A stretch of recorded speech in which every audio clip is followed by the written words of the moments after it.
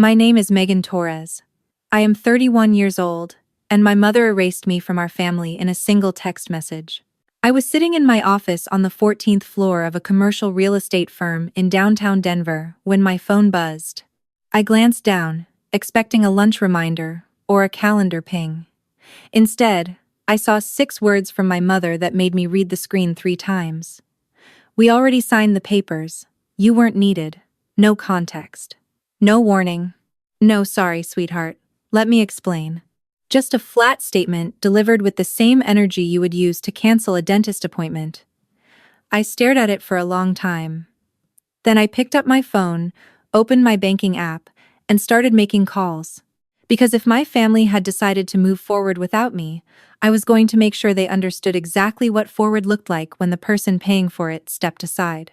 Within 2 hours, the mortgage auto payment on the house I had been funding for 3 years was frozen. The joint savings account I had set up for my mother's medical expenses was locked behind a new credential only I controlled. The co-signed line of credit my younger sister had used to furnish her new apartment was reported as disputed, and the college tuition payment I had scheduled for my sister's final semester was canceled 40 minutes before the wire was supposed to go through. By the next morning, there were 28 missed calls on my phone. One voicemail from a title company rep saying there was a problem with a recent transfer, and a text from my sister that said simply, "What have you done?" I laughed out loud in my kitchen at 6 in the morning because the woman who told me I was not needed suddenly could not get through a single business day without me. Before I explain what those signed papers were and what happened when the truth came out, let me ask you something. What time is it where you are right now? And where are you watching from? Because this story traveled further than I ever expected, and I want to know how far it reaches before everything lands. People always say family is everything. I believed that once. Not because anyone in my family said it with any sincerity, but because I made it true through sheer effort. I was the oldest daughter, the fixer, the one who understood spreadsheets and insurance forms and lease terms before I could legally drink. My mother, Sandra, raised me and my younger sister Brooke in a rented duplex in Aurora, Colorado, after my father walked out when I was 11. Sandra worked double shifts at a hospital laundry facility. She was tough in the way women get tough, when softness becomes a luxury they cannot afford. I respected her for that. I also learned early that respect and warmth are not the same thing.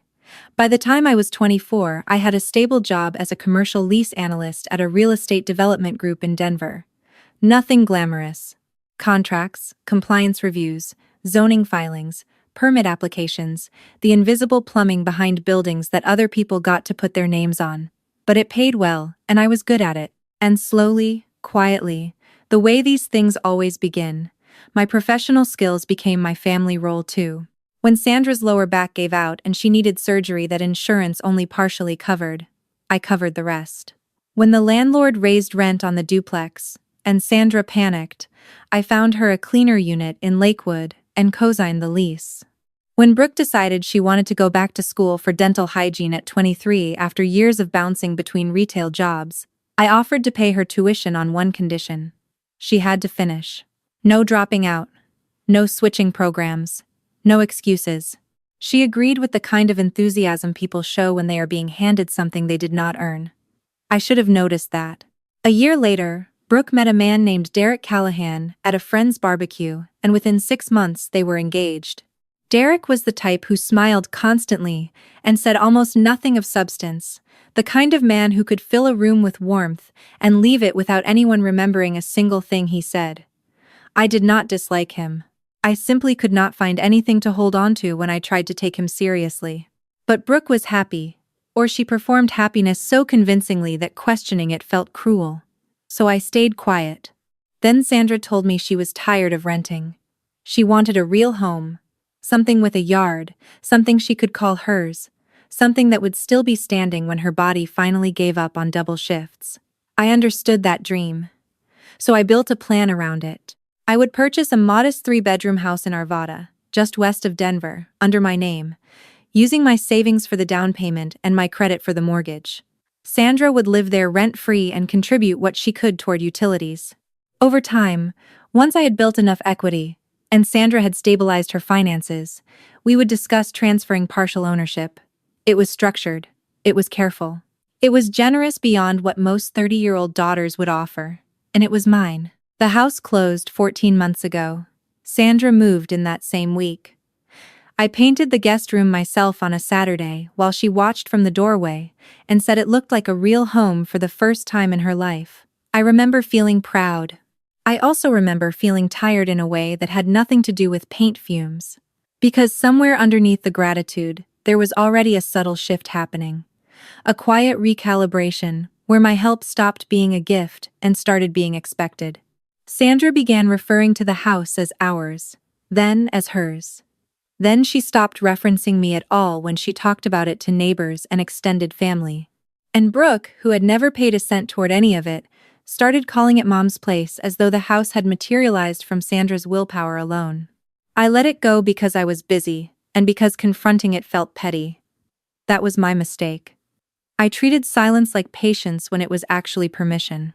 So when that text arrived, we already signed the papers. You weren't needed. I did not understand it at first. What papers? Signed with whom? For what? I called Sandra. No answer. I called Brooke. No answer. I called the title company whose number I still had from the original closing and spoke to a woman named Janet, who hesitated before telling me that a transfer of interest form had been submitted that morning, attempting to add 2 additional names to the property deed. Sandra Torres and Brooke Callahan. I asked her to repeat that. She did. My mother and my sister had walked into a title office and attempted to put themselves on the deed to a house they did not pay for, could not qualify for, and did not legally own. The only reason it drug not drung throw yet was a processing flag triggered by the mortgage lender's lien, which required my written consent for any ownership change. That flag was the only thing standing between me and a stolen house. I asked Janet to freeze all activity on the file, and told her I would be sending written notice from my attorney by end of business. Then I sat very still in my office chair and felt something cold settle behind my ribs. Not anger yet. Understanding. The kind that arrives all at once and rewrites every warm memory you have been carrying. I did not cry. I opened my laptop, pulled up every financial record connected to my family, and started building a case file. That was how I processed betrayal. Not with tears. With timestamps. The calls started coming in waves the next day. First Sandra, soft and careful, leaving a voicemail that said, "Honey, call me back. We need to talk about this, like adults." Then Brooke, sharper, more agitated, texting, "Why are you doing this? You are ruining everything." Then Derek, who I had never once received a direct message from, suddenly texting Megan, "I think there has been a misunderstanding. We should all sit down." A misunderstanding. 3 adults walk into a title office with forged expectations and a plan to put their names on my property, and the man who contributed nothing to any of it calls it a misunderstanding. I did not respond to any of them. Instead, I called the one person who had been involved in my finances long enough to see the full picture. Ray Whitaker was a financial advisor I had worked with since my mid-20s. He was methodical, dry, and allergic to drama, which made him the perfect person to consult when drama arrived uninvited. When I told him what had happened, he was quiet for a long time. Then he asked me a question that made my hands go cold. "Did anyone recently ask you about what would happen to the house if you became unable to manage it?" I said no. "Why?" He said because about a month ago, he had received a call from someone identifying herself as a family representative, asking about the process for assuming financial management of a property if the primary owner experienced a health crisis or emotional breakdown. The caller did not leave a name, but Ray said the voice was young, female, and overly polished, like someone who had rehearsed the call. A month ago, before the text, before the title office, before any of this became visible. Someone in my family had already been making moves behind me, testing how to get around me, laying the groundwork to rewrite the story before I even knew there was a story being written. I asked Ray if he had any documentation. He sent me a time-stamped call log and a summary he had written immediately after because the inquiry had struck him as unusual. I saved it and added it to the file. Then I went to see my attorney, Linda Cheng, a woman I had hired 2 years earlier when I first structured the Arvada house purchase. Linda was not a family law specialist. She handled real estate and asset protection. But she understood leverage and she understood paper trails, and right now those were the only two things I needed. When I showed her the title transfer attempt, the frozen mortgage, the call to Ray, and the pattern forming underneath all of it, she looked at me over her glasses and said something I will never forget. They did not just try to take your house, Megan. They tried to build a version of you that made it okay. That sentence changed how I saw everything. Brooke had not simply gotten greedy. She had been constructing a narrative, telling Sandra I was becoming difficult, controlling, emotionally erratic, that I had been making threats about pulling support, that I resented them living in the house. She had told Derek I was unstable, told cousins I had been acting strange, told Sandra's church friends I was under tremendous stress and they were worried about me. She had not accused me of anything specific. She had done something smarter.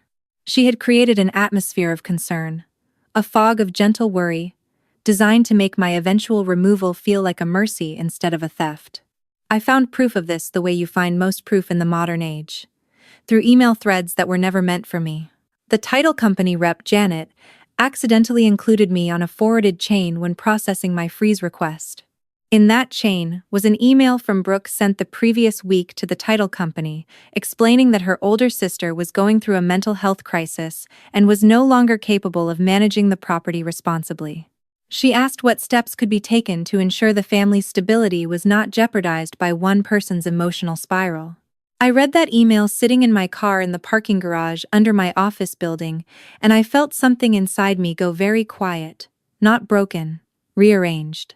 Like a house settling after an earthquake when the walls are still standing but nothing is level anymore. Emotional spiral, mental health crisis, incapable. These were not words chosen in panic. They were selected with care, tested for softness, designed to slide past people's defenses without triggering resistance. Brooke had not accused me of being evil. She had accused me of being fragile. And fragile people do not get to keep houses. I forwarded the entire email chain to Linda. She responded within an hour. This changes the conversation significantly. I recommend we meet tomorrow. I also recommend you do not contact your family until we have a strategy. I followed her advice. For 3 days, I said nothing while my phone filled with messages ranging from Sandra's confused pleas to Brooke's increasingly hostile demands to Derek's awkward attempts at mediation. I let them talk into the silence, because silence was doing more work than any response I could have written. On the 4th day, I sent one message to Sandra. Tomorrow evening, 7 o'clock. The house. Everyone there. Bring whatever version of the story you were given. I will bring documents. Sandra replied with a single word. Okay. I arrived at the Arvada house 10 minutes early, carrying a folder thick enough to make a point before I opened it. Sandra was in the kitchen pretending to wipe a counter that was already clean, the way she always did when she was nervous. Brooke was on the couch with Derek beside her, sitting close enough that their shoulders touched, a united front built on a foundation made of my money and her lies. Nobody greeted me. The room had that heavy silence families create when everyone knows something irreversible is about to happen, but nobody wants to be the one who starts it. I did not sit down. I stood at the dining table and opened the folder. The first document was the original purchase agreement showing my name as sole buyer, my down payment, my mortgage approval, my signature on every line that mattered. The second was the mortgage payment history, 14 months of automatic transfers from my checking account. The third was the title company's record showing the attempted transfer and the flag that stopped it. The fourth was Brooke's email to the title company describing my supposed mental health crisis. I placed each one down slowly because pacing matters more than volume when the evidence speaks for itself. Sandra stared at the email printout the longest. Her face changed in stages. Confusion, then recognition, then something raw and terrible that I think was the exact moment she understood she had been handled by her own daughter. She looked at Brooke and said, "Did you write this?" Brooke started talking immediately, the way guilty people do when silence becomes unbearable. She said she had been worried about me, that I had been distant. that I had made comments about being tired of carrying everyone. She said she was only trying to protect the family's stability. She said maybe the wording was strong, but the concern was real. So I put down the fifth document. Ray Whitaker's call log and written summary of the anonymous inquiry about assuming control of the property if the owner experienced a breakdown. Dated 5 weeks before the text message. 5 weeks before any of this became visible. Brooke went pale. I asked one question. When exactly did I tell you I wanted to stop helping Mom? She blinked. She looked at Derek. He looked at the floor. I asked again. Give me a date. Give me a conversation. Give me a single text message where I said I was pulling out. Nothing. Sandra's voice was barely a whisper. Brooke, what did you tell me? Brooke started crying then, and I watched her do it with the detached attention of someone who had seen this performance before. The tears were real in the way that fear produces real tears, but they were not about guilt. They were about exposure. She was not sorry she had done it. She was sorry it had stopped working. She said I had always made everyone feel small because I controlled the money.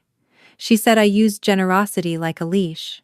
She said nobody in the family could breathe without my permission.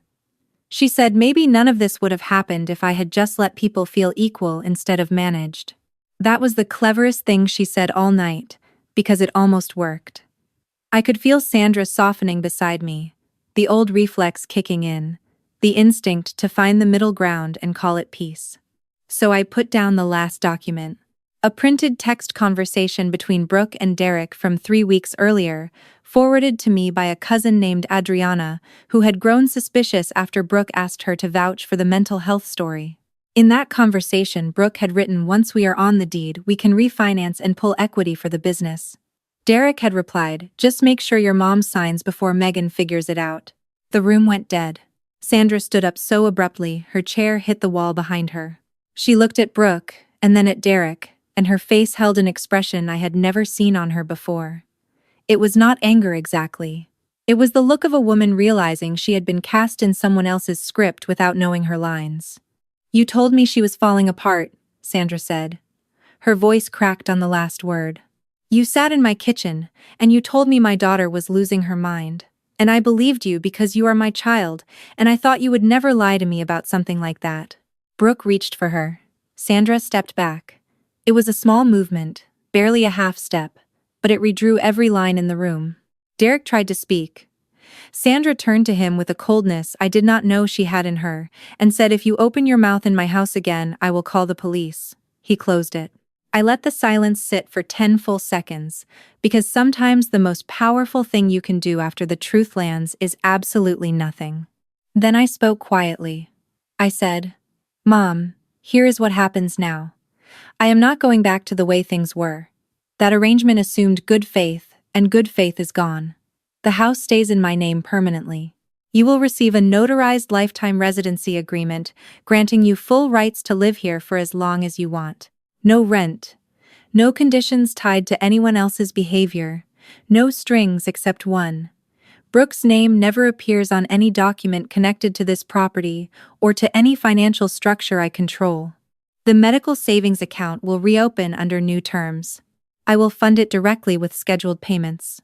No shared access, no debit card, no casual withdrawals disguised as emergencies. Brooke's tuition payments are canceled permanently. She is 26 years old with a working husband. She can finance her own education the way most adults do. Brooke stood up. She said, "You cannot do this." I said, "I already have." She looked at Sandra for rescue. Sandra sat down slowly and put her hands flat on the table and said something that I will carry with me for a very long time. She said, "I think you should go home, Brooke. And I think you should not come back tonight."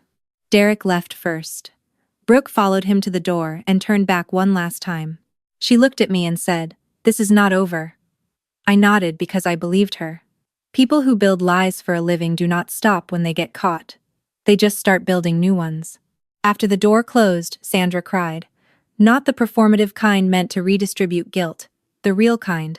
The kind that sounds like someone grieving a version of their life that just died on the kitchen table, surrounded by documents. She said, "I am so sorry." She said, "I should have asked you first." She said, "I should have known." I said you should have.